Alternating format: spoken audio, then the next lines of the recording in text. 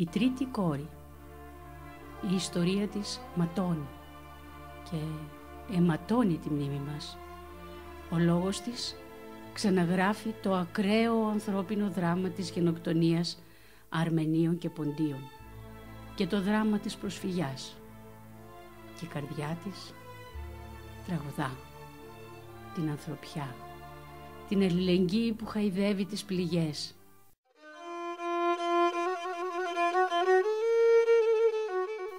Και της ακουμπά αλλεπάλληλα στο αλυσμόνητο τραγούδι του πόντου.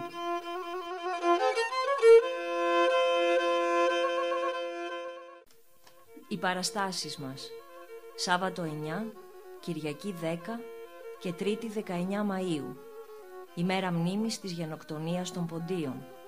Στην αίθουσα Δημάρχου Βασιλείου Φαρμάκη στην Ελασσόνα και ώρα 8 μετά μεσημβρίαν.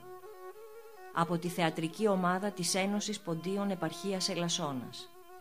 Σενάριο σκηνοθεσία Πάντους Γιάκου Κορίνα.